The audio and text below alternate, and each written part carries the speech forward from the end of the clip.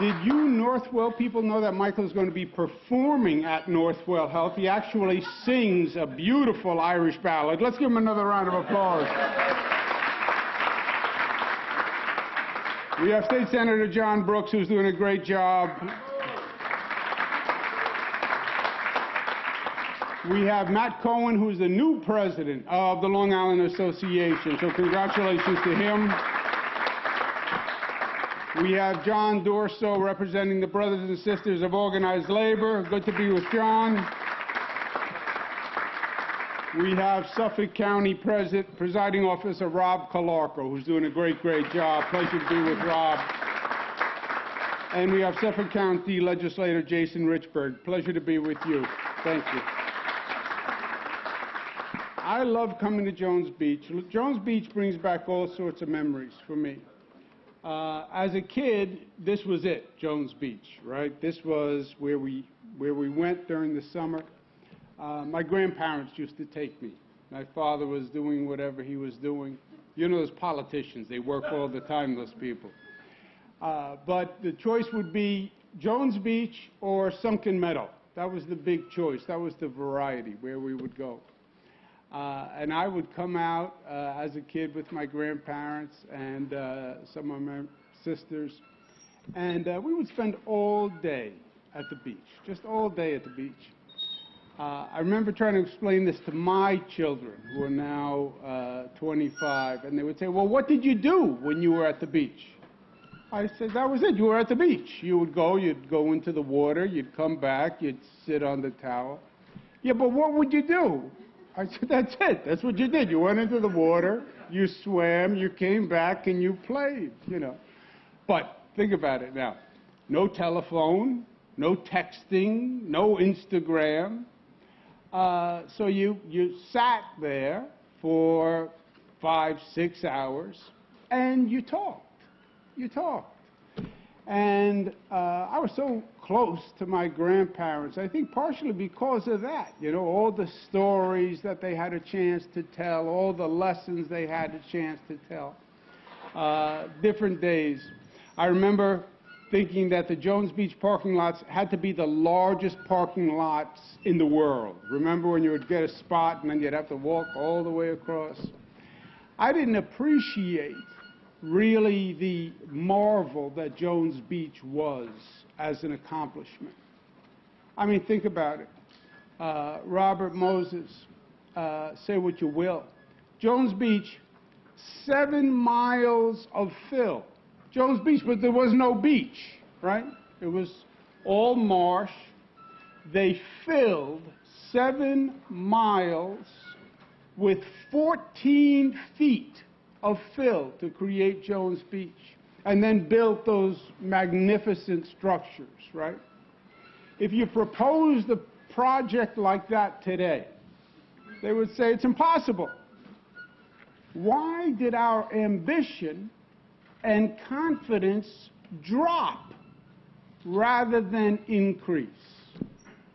Think about it. Why were they so sure they could do it? The whole highway system that was going to come out, they believed in their capacity. They believed in what they could do. We need that back. Let me give you some facts and numbers on where we are today. Today, the positivity rate, really yesterday, the positivity rate, state of New York, was 1.09, okay? That's very, very low. To give you an idea of how low, 1.09, the national average was 2.6%, okay? So we are less than half of the national average. Give New Yorkers an applause, round of applause.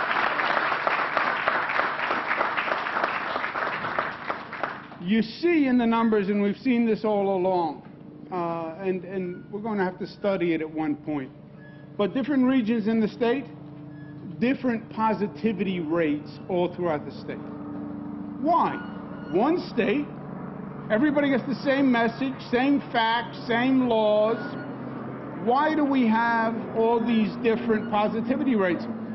Because it comes down to our behavior as individuals and our behavior as a community.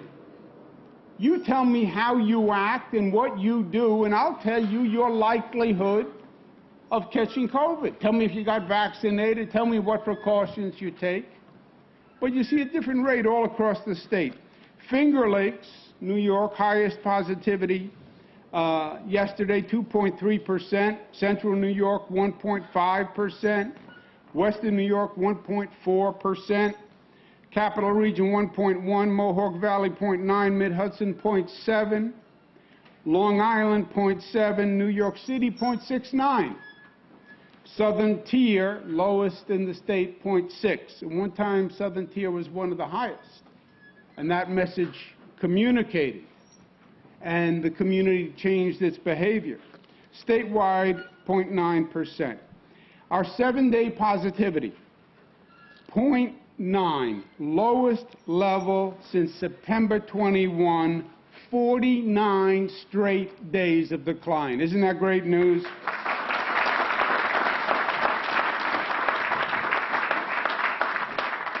Long Island, 7-day positivity, 0.7%, lowest since August 29th. So that's really great news. We hit over 10 million vaccinations done. 64% of New Yorkers now have at least one shot. Long Island, 69%, the highest in the state of New York.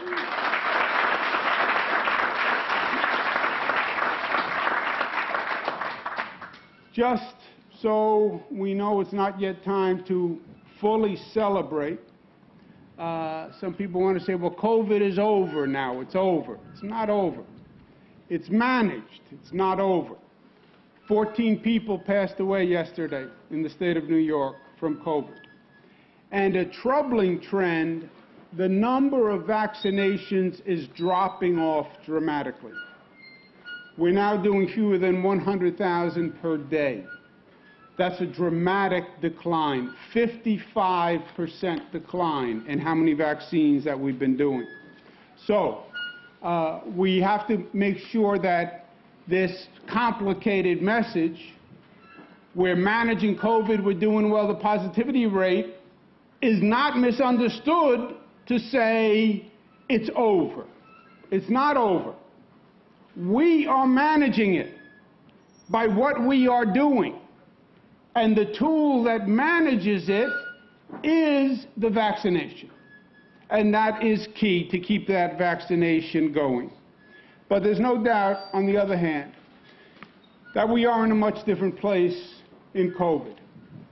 And we're on the beach, getting ready for Memorial Day. Seasons change, right? And the season has changed. The longest night eventually gives way to the dawn. And the coldest winter literally yields to the sun at the end of the day. And COVID has been a long, cold, dark winter. But the season has changed and we're on the right side. We have the beast contained, but we have to continue to contain the beast. Now, we're in the reopening phase. I talk to governors all day long. This year I'm chairman of the National Governors Association. And the governors are talking about we have to reopen, we have to reopen. Countries are talking about we have to reopen, reopen. I don't talk about reopen. Reopen suggests we're going to go back to where we were the day before COVID. We're going to reopen. We're going to go back to where we were the day before COVID. No. Life is not about going back.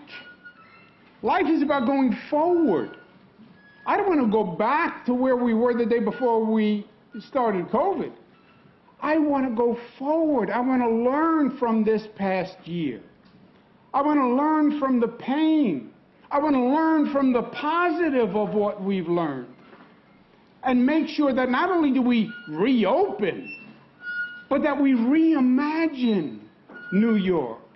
And we reimagine what we can be. And we build back better than we've ever been before. That's what we do. We seize the opportunity. What did we do after Hurricane Sandy? Nobody said, let's replace everything that was there. That wasn't our goal. We learned a lesson from Hurricane Sandy. We got knocked on our rear end. Open your eyes and learn from what happened and improve. There were homes that were wiped away, where I was there with the owners, crying, everything gone, their life gone. You go back to those homes today, they're elevated. Why? Because we learned. The electric grid was all underwater. Why? Because the transformers were on the ground. And the water came up, and all the transformers were submerged. Elevate the electric grid. Elevate the transformers. Get it out of the water. And that's the new electric system we have.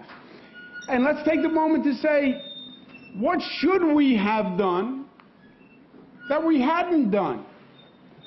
We just announced a new Bay Park treatment plant. Bay Park treatment plant was a problem for 15 years.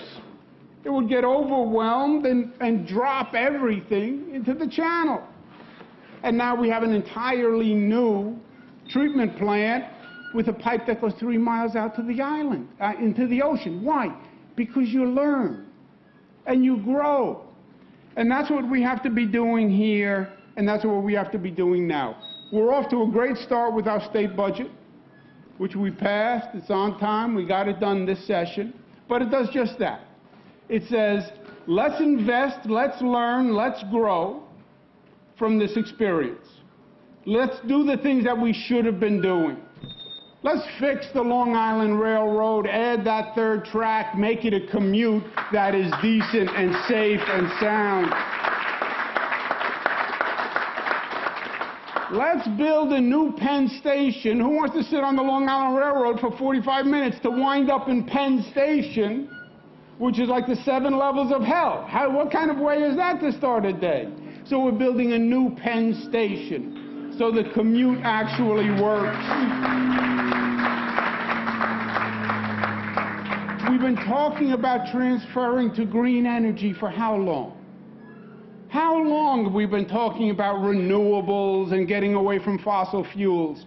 Do it now. New York State is embarking on the largest renewable energy project in the United States of America, in this state, on this island, with wind turbines and cables, bringing power to Long Island. So we are finally have a sustainable energy source that saves the planet.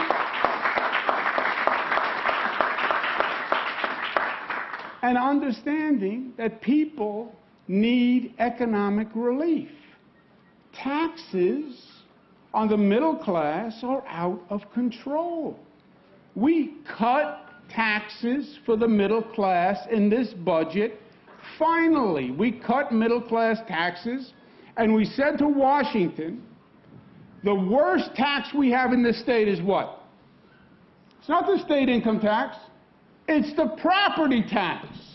Highest property taxes in the United States of America. Nassau, Westchester, Suffolk. Property taxes are higher than the income taxes in this state. And what did this federal government do over the past 4 years? They passed something called SALT, state and local tax deductibility. They ended the deductibility of state and local taxes. It was complicated, so they got away with it because people didn't really understand it. It basically raised your property taxes 30, 40, 50%.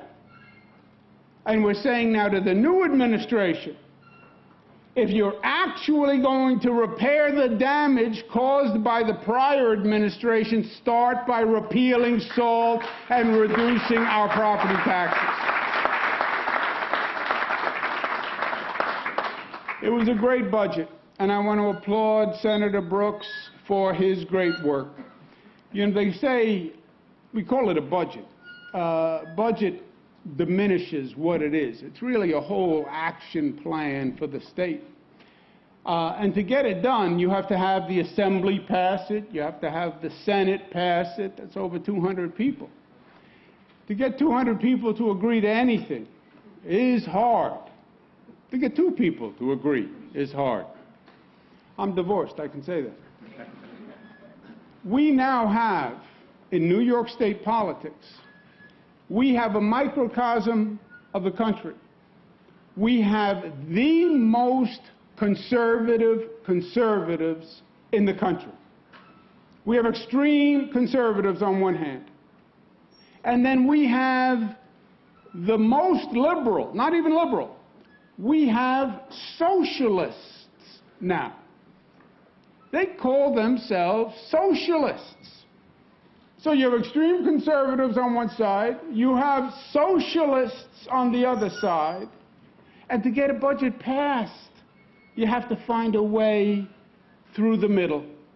And it is hard to do. And I'll tell you, Senator Brooks was a champion in getting it done.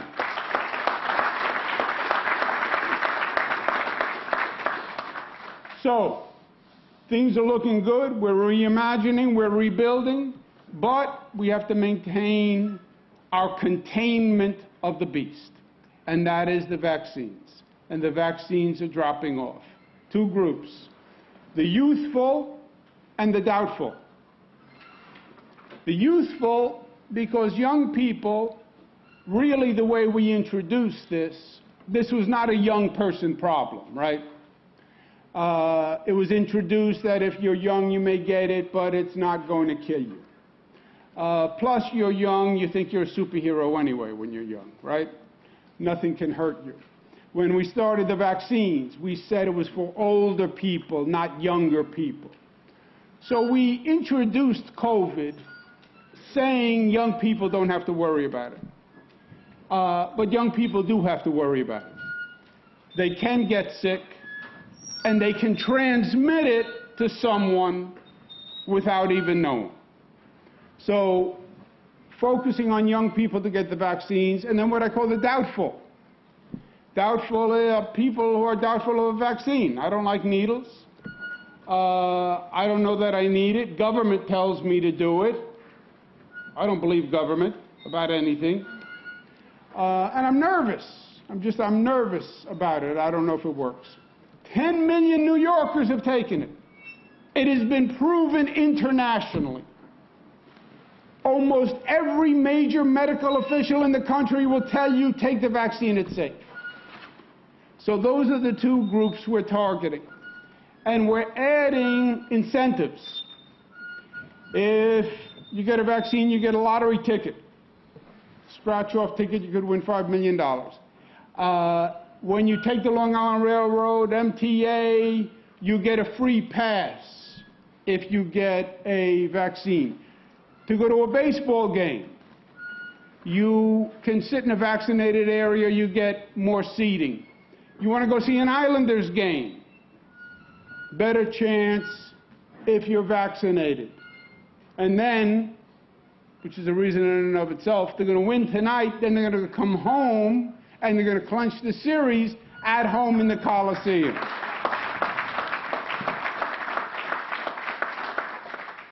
So today we announce a new incentive, a shot in the park. You like that? Shot in the park? I didn't come up with that. As a matter of fact, whoever came up with that one. Shot in the park. Shot in the park is if you get a vaccine this week, anytime this week, you will get a 2-day family pass to any state park. B, if you come to a state park on Memorial Day weekend, if you get a shot when you come, Jones Beach is perfect. You're driving in. You have to go right past the vaccine center. Stop. Get a vaccine. You get a 2-day free pass to come into any state park. This is for all 16 parks across the state. State parks have been rejuvenated the way Jones Beach has. This is a new Jones Beach, and you should really take a look at it. But people have discovered our state parks. And I think partially our work rejuvenating them. Last year, 78 million people went to state parks, set a new record. On Long Island, 32 million people went to state parks. So we're going to use those state parks, use Memorial Day, enjoy the park, come, get a vaccine. We're going to set up a vaccine site at every one of the 16 state parks. Northwell is going to set up sites at all of the parks on Long Island. Right after Mike Dowling performs at the Northwell Theater, because first things first, then they're going to set up their pop-up sites for all the state parks on Long Island. It's easy, it makes sense, it's smart, you don't have to go out of your way, and it is the right thing to do. My last point is this: it's Memorial Day, and we remember those who gave their lives on Memorial Day, gave their lives for this country, fought for freedom because freedom isn't free. I also think we should remember this past year on Memorial Day, remember the 42,000 New Yorkers who died. 42,000. Remember the 1,000 essential workers who died giving their life. Giving their life. Seasons change, but memories have to remain. Lessons have to remain. Remember how frightening COVID was when it started. Remember how frightened people were they wouldn't come out of their homes.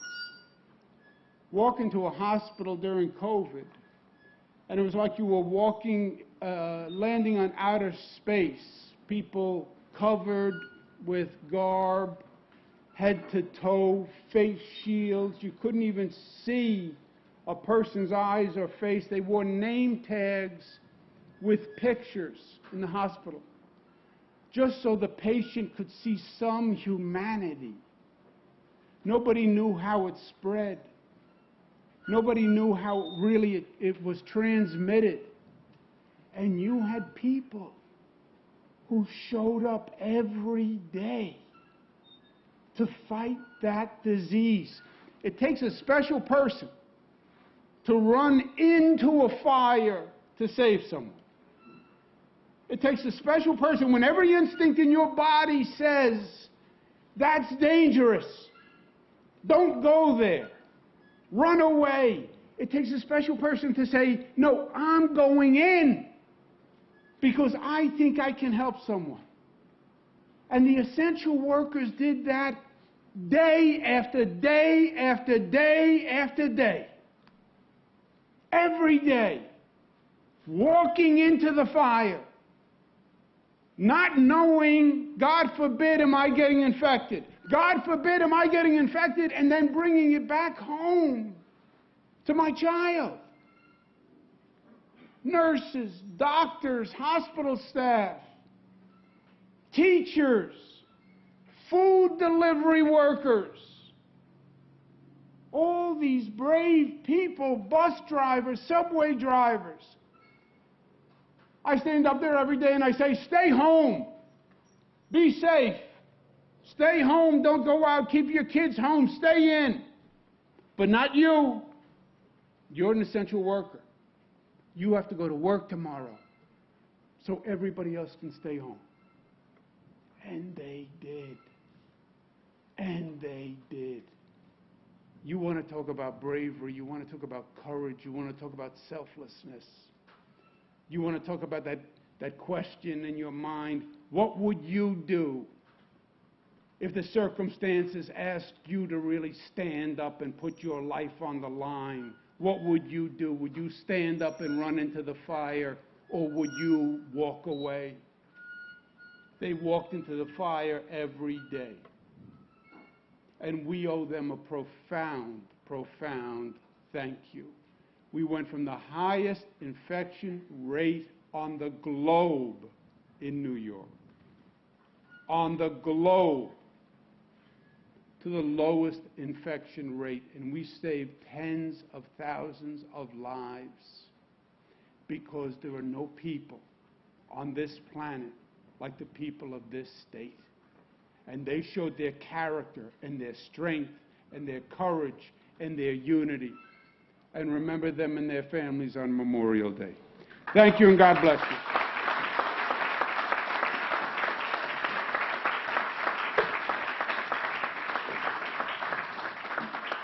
Let's give my friend and a real talk about an essential worker, talk about a hero. Michael Dowling's name is at the top of the list. Ladies and gentlemen, Michael Dowling.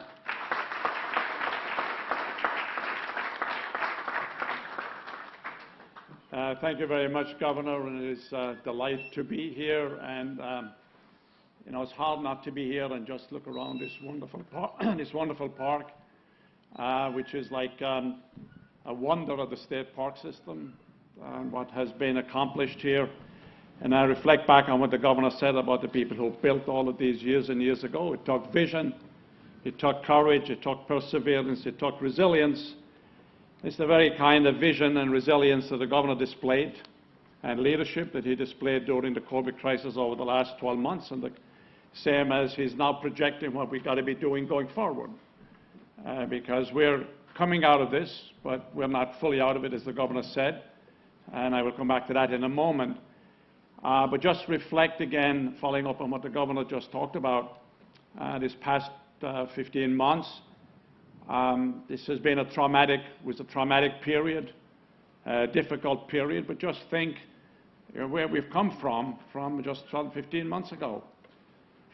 And give you a couple of statistics just with regard to North Shore.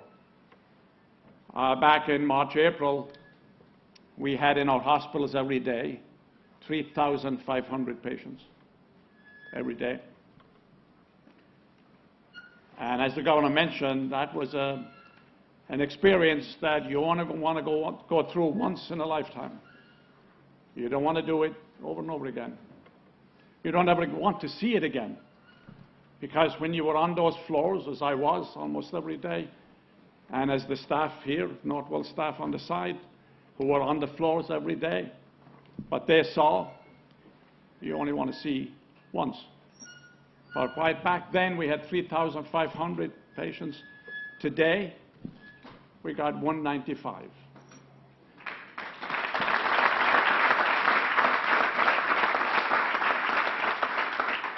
We actually saw over 200,000 COVID patients at Northwell. That's what a pandemic does. So we've made lots of progress. We've come a long way. We're on the home stretch. We can see the finish line.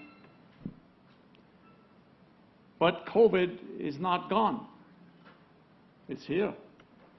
And this is a message for everybody. You know, COVID, the virus is sneaky. It hides. It hides in the shadows. The biggest danger is thinking it's gone, disappeared. I'm out, I'm having a great time, I'm going to the beaches, I'm going to the restaurants, and I don't have to do the things you should do. But no, it's hanging around. And it's waiting to pounce. And we don't know who it's going to pounce on. Right? It can be anybody. There's only one sure way that we can get to the finish line, and that's to make sure that everybody gets vaccinated. That is the cure-all.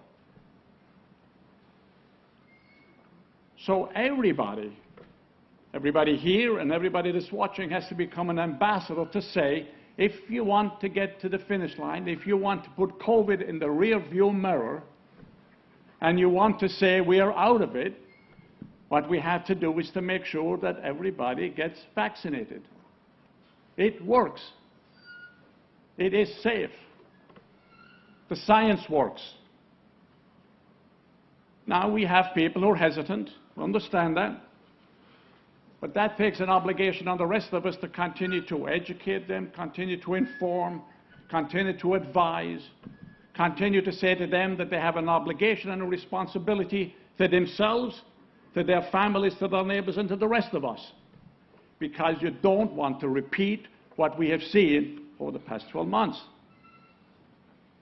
And it affected certain populations a lot more than it affected other populations. People of color were disproportionately affected. Raises the obligation for everybody, people of color and everybody, to get vaccinated. Now, as the governor mentioned, we will be vaccinating over the next couple of weeks in all the parks around here, because what we want to do at the governor's direction is to make it simple, make it easy.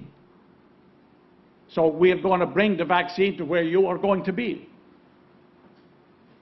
So it is our obligation and everybody's obligation, everybody who's watching, to basically be saying, from now on, I'm going to leave here today and I'm going to convince 3 people that I know who are hesitant to get the vaccine. Because we want to put this behind us. We want to rebuild the economy. We want to get back to a new normal, not going back, as the governor said, the way it was pre-COVID, because the world has changed. Every organization, including Northwell, including the state, are all now reimagining how to readapt to the new world that we're in. What are the new challenges? What are the new opportunities? How do we rebuild anew? And the governor at the beginning of his comments reflected, as I mentioned a while ago, the rebuilding of all of these parks way back. It took real vision. Well, we can do it again. The governor is demonstrating that by rebuilding. When he talked about Penn Station, every time I drive past LaGuardia, right? That took vision, that took leadership, that took commitment, that took risk. Leadership is about taking risk. It's about walking into the unknown. It's about thinking of what can be, not what is, but what can be. We can come out of this better, and I believe we all will, because what did the COVID crisis prove? That when we work together, when we become part of a community, when we share, when we have a common sense of purpose, when we have a commitment, when we have dedication, when we have courage, and when we have an attitude that nothing is going to beat us. COVID was not going to beat us, and it won't if everybody does what everybody has to do. We're very fortunate. And again, we've been doing an awful lot recently. We have, at Northwell, we have a number of events coming up on, we call Side by Side, which is honoring veterans. By the way, let me make a plug on this. On the 27th of this month, we'll have an NBC show celebrating essential workers and veterans. You know, we sit here, you know, looking around this beautiful scenery and being free, living in a democracy because of the work that other people have done to make it possible for us to be here. So this is a special time to reflect, learn, and then move forward and rebuild stronger than we were before. And that takes leadership.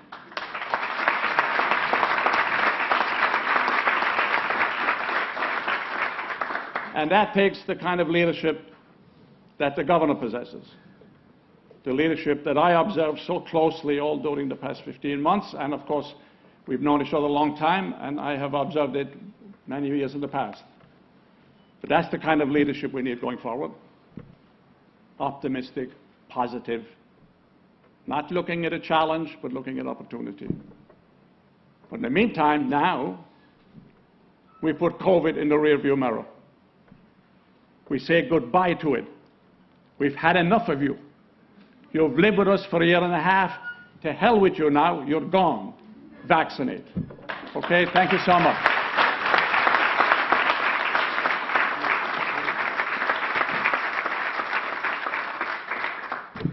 A great friend, a great colleague, a great representative for all of Long Island, State Senator John Brooks. Thank you, Governor, and good morning. And I want to thank the Governor for the outstanding leadership he has shown through this whole pandemic process. I think the announcement he's making today is important, but I think the recognition that he gave to the essential workers across this state is something we all have to take heart and recognize. All across this state, when there was a need, they went into the fire, as the Governor put it, day in and day out. We can never, ever, ever fully recognize or reward all of the essential workers of this state. But we can remember what we saw. Heroes, each and every one of them, all across the state. We are in a situation today, and we're joined with our Parks Commissioner, Ella Cusack, and the President of Discover Long Island, Christine Jerrigan, on a program that has been announced to allow families across this state to have the opportunity to enjoy our park system. By doing what? By doing the right thing. By getting themselves and their families vaccinated. Michael has it right. COVID's not gone. It's still there. And we've seen the wicked and nasty turns it can take. But we, collectively, by getting a vaccine, can help put this to bed. So on this coming week, all of us have an opportunity to do the right thing, to go out to one of our state parks and be vaccinated. It protects you, your neighbors, your family, all of us, as we put this nightmare to bed. But never, ever, ever let us not remember the thousands and thousands and thousands of citizens across this state, the essential workers, who stepped forward and saved the lives of so many of us. We have a lot to be thankful for. Let's take advantage of this proposal to get the vaccines that we still need and enjoy the benefits that state parks like this one make available to all of us. So for all of you that have gotten your vaccine, thank you. For those of you who are unsure, look around. Look around at everything that we have to offer. Protect yourself to make sure you can continue to enjoy those benefits. Thank you very much.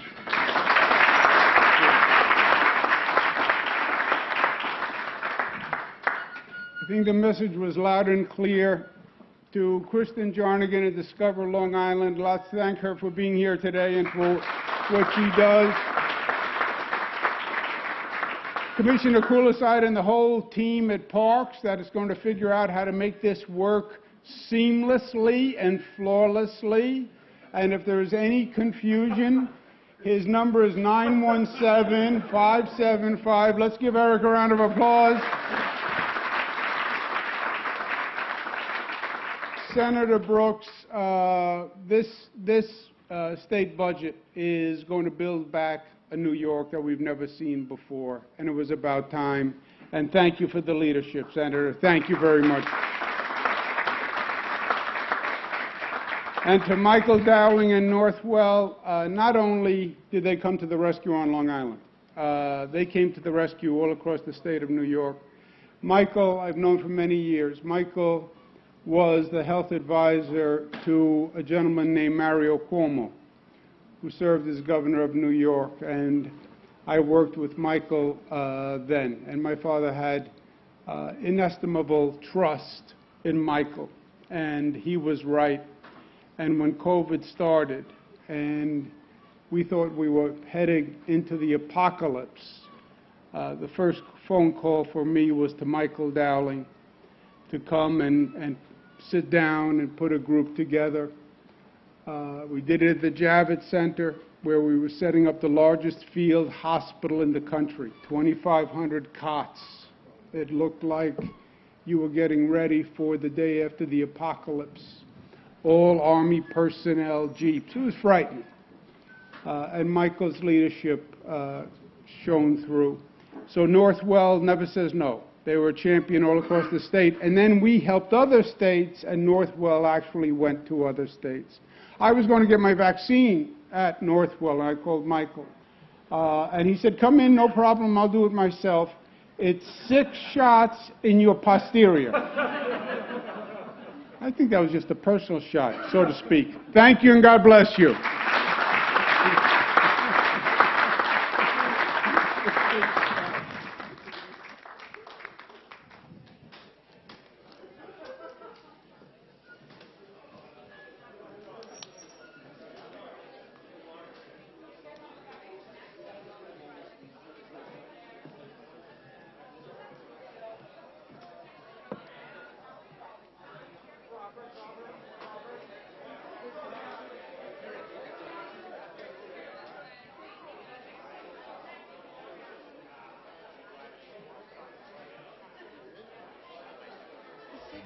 O'clock alarm would never ring, but it rings and I rise, wipe the sleep out of my eyes. My shaven razor's cold and it stings. Cheer up, sleepy Jean, oh, what can it mean to a daydream believer and a homecoming queen?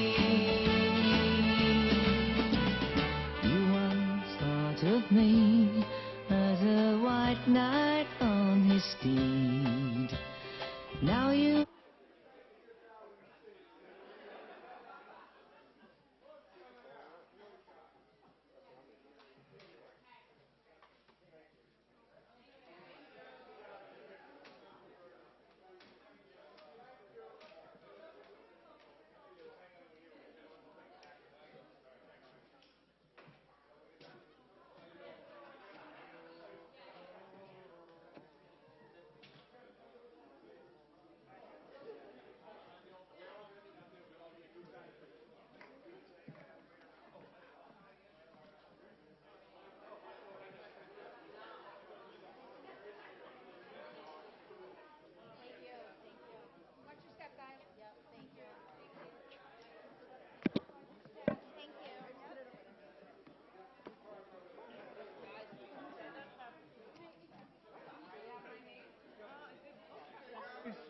Any questions?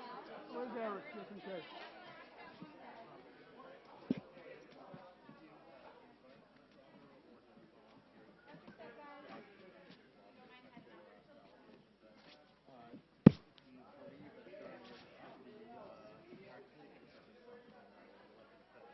Yeah, I think I had conversations with my brother. I always have conversations with my brother because he's my brother and he's my best friend. Obviously he was a...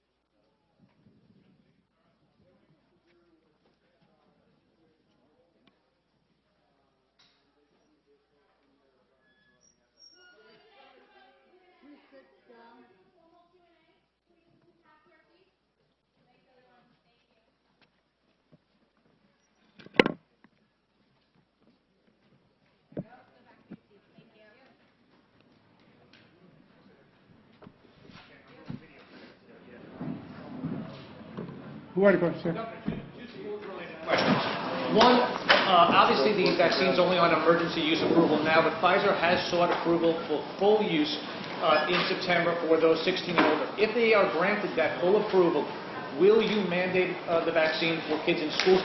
Second, the mayor of New York City announced today full return, no remote option. Your thoughts on that? We have to get back to school. On the current trajectory, there is no reason why we can't open schools statewide in September. And it will be, I believe, all across the state. On the mandatory vaccines, that will be a topic of discussion. It already is, and it's a controversial topic of discussion. Remember, we mandated the measles vaccine about 2 years ago when there was an uptick in measles, and it was very controversial. You have some people who never sent their child back to school because they're against the vaccine. Do you believe, though, if there is no emergency, if it stays as an emergency use, you can't mandate it? You cannot, by law, you cannot mandate it if it is only emergency use.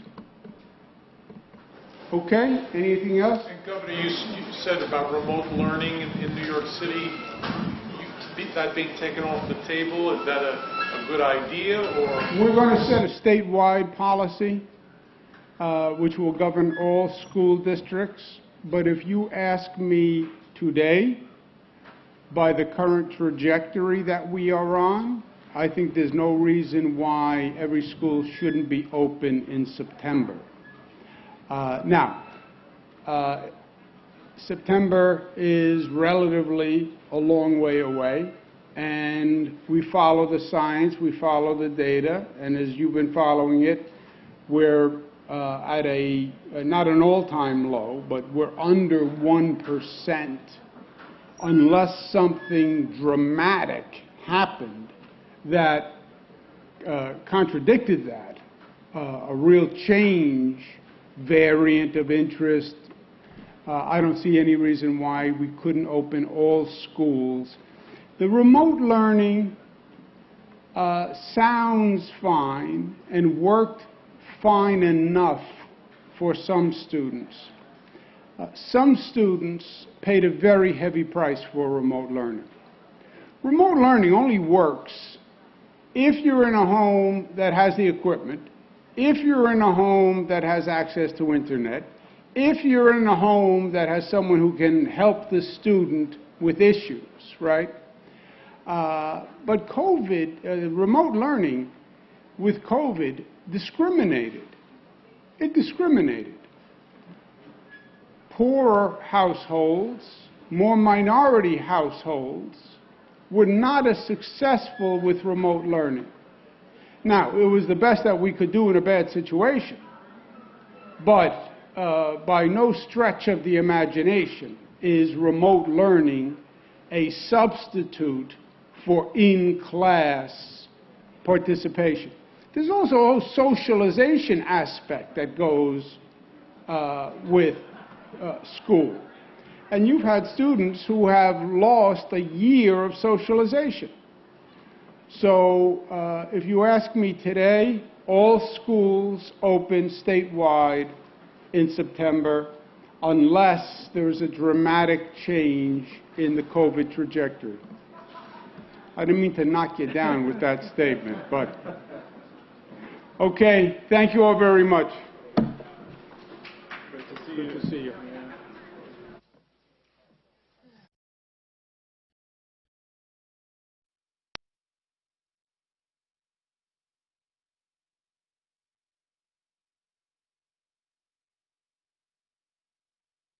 The same one.